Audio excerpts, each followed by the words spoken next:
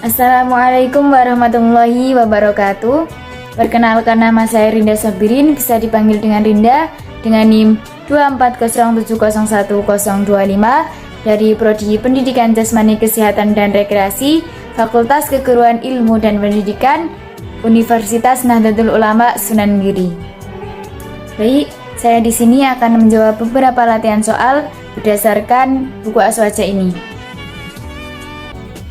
Oke, berdasarkan buku Aswaja ini, pada bab ketiga yaitu membahas tentang definisi dan akidah Aswaja An-Nadliyah.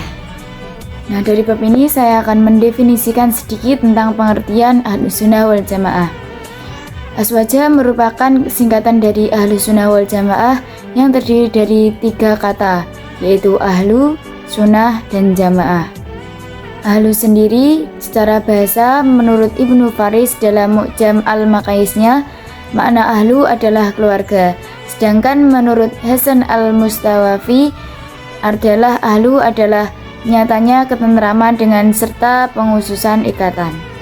Arti as-sunnah yaitu secara bahasa, sunnah terambil dari kata sanah yang secara bahasa menurut Ibnu Faris artinya adalah berjalan dan berlakunya sesuatu dengan mudah.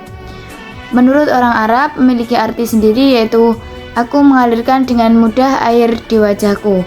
Dari makna ini, lafadz sana berkembang menjadi maknanya adalah perjalanan hidup. Sedangkan definisi dari jamaah adalah lafadz jamaah terambil dari kata jamaah yang secara bahasa bermakna tadimul asyai, artinya adalah bergabungnya sesuatu. Orang Arab berkata jama'atul al-asyai jam'an, aku benar-benar menggabungkan sesuatu. Nah, itu tadi adalah sedikit definisi atau pengertian dari as-sunnah, Ahlus Sunnah wal Jamaah, atau yang biasa disebut dengan Aswaja. Selanjutnya adalah sedikit materi tentang akidah Ahlus Sunnah wal Jamaah An-Nadliyah. Nah, dalam perkembangan mazhab Asy'ari untuk memudahkan umat Islam mengenal Allah Ta'ala, ulama Asy'ariyah seperti Imam As-Sanusi membuat konsep sifat wajib 20 bagi Allah. Nah, sifat wajib 20 bagi Allah ini mempunyai kebalikan yang disebut dengan sifat mustahil. Tidak hanya itu, mereka juga membuat konsep 4 sifat wajib Rasul dan 4 sifat mustahil Rasul, dan 1 sifat jaiz Allah dan 1 sifat jaiz Rasul. Nah, sehingga totalnya ada 50 sifat yang mungkin akan dipelajari dalam akidah Ahlus Sunnah wal Jamaah ini. Nah, pada bab ini saya akan menjawab soal latihan nomor 3 pada halaman 49, yaitu mengapa 20 sifat wajib Allah disebut dengan sifat induk dan mengapa para ulama menjerumuskannya ke dalam 20 sifat tersebut, dan mengapa tidak lebih dari sifat itu. Karena dalam perkembangan mazhab Asy'ari untuk memudahkan umat Islam mengenal Allah Ta'ala, ulama Asy'ariyah seperti Imam As-Sanusi membuat konsep sifat wajib bagi Allah, dan sifat wajib tersebut ada kebalikannya, yaitu sifat mustahil bagi Allah. Dan tidak hanya itu, mereka juga membuat sifat wajib bagi Rasul dan sifat mustahil bagi Rasul, dan yang satunya ada sifat jaiz bagi Allah dan ada juga sifat jaiz bagi Rasul. Nah, semuanya di total ada 50 sifat yang wajib kita ketahui. Dan sifat wajib 20 ini bukanlah seluruh sifat wajib yang dimiliki oleh Allah. Sifat wajib Allah jumlahnya tidak terbatas akal dan tidak dapat diketahui seluruhnya.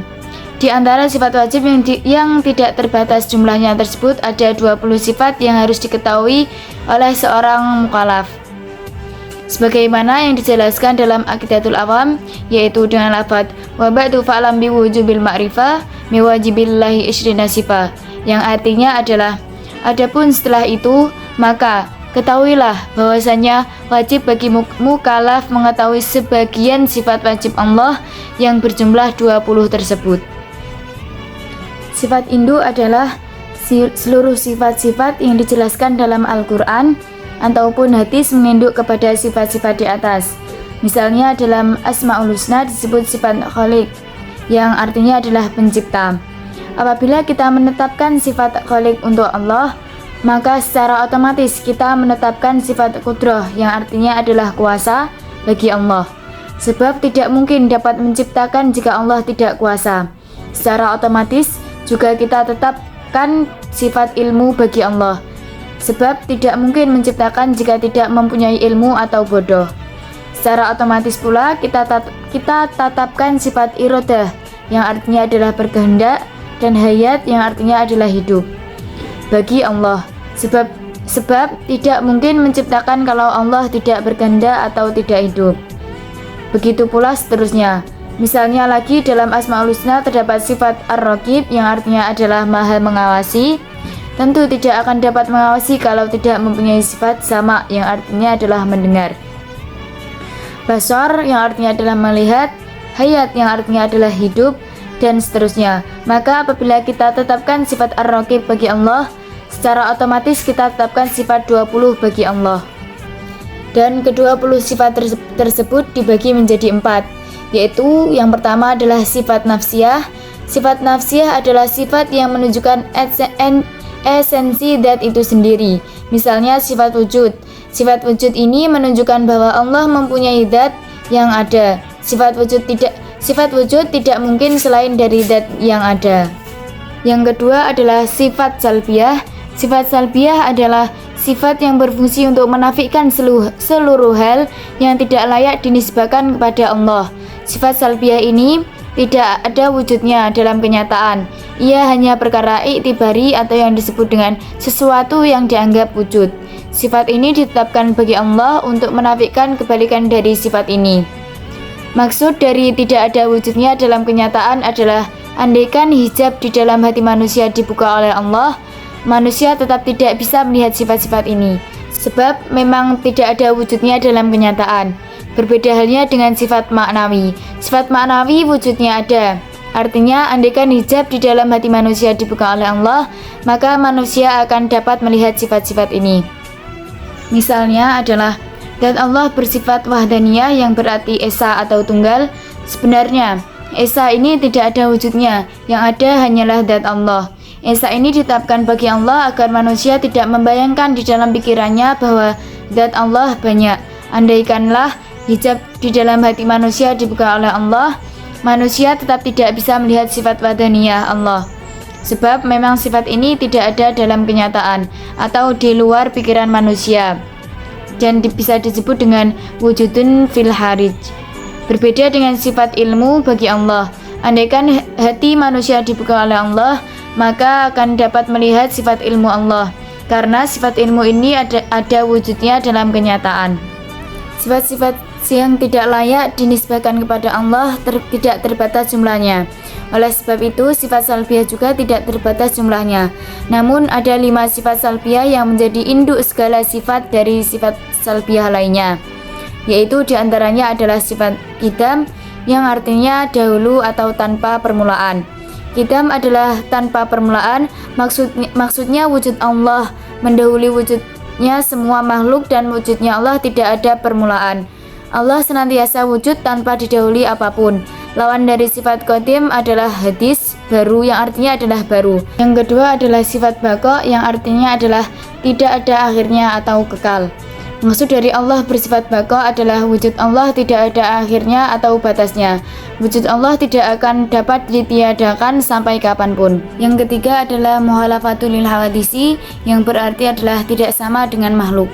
Maksud dari muhalafatul hawadisi adalah Allah berbeda dengan makhluk secara mutlak, baik zatnya, sifatnya, dan perbuatannya. Yang keempat adalah qiyamuhu binafsihi yang artinya adalah tidak membutuhkan zat yang lain untuk menjadi tempatnya. Yang kelima adalah wahdaniyah, artinya esa, baik dalam zatnya, sifat, maupun perbuatannya. Lawan dari wahdaniyah adalah ta'addud yang artinya berbilang. Wahdaniyah artinya Allah Maha Esa, Esa dalam zatnya, Esa dalam sifatnya, dan Esa dalam perbuatannya. Dan pembagian sifat yang ketiga adalah sifat ma'ani. Sifat ma'ani adalah sifat yang ada pada kenyataan. Artinya, apabila hijab hati manusia dibuka oleh Allah, maka manusia akan dapat melihat sifat-sifat ini. Sebenarnya sifat ini dapat secara otomatis dipahami dengan adanya sifat maknawiyah. Namun para ulama Asy'ariyah tetap menetapkan sifat ini secara terperinci, setidaknya karena 2 alasan. Dan dua alasan tersebut, yang pertama adalah tidak semua orang dapat memahami apabila satu sifat ditetapkan, maka secara otomatis sifat lain ditetapkan. Sedangkan ketidaktahuan dalam urusan akidah sangat bahaya dampaknya.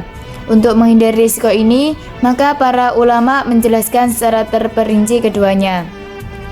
Nah, alasan yang kedua adalah sebagai bentuk perlawanan dan penolakan atas akidah Mu'tazilah yang menafikan sifat ma'ani. Dan bagian sifat yang keempat adalah sifat maknawiyah. Sifat maknawiyah adalah sifat yang secara otomatis ada apabila sifat ma'ani ditetapkan.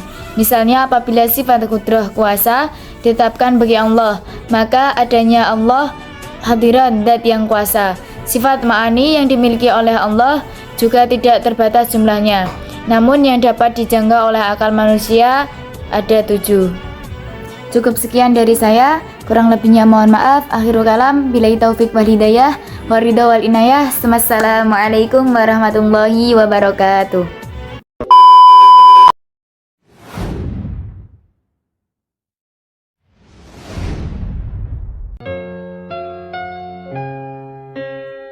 Sadarkah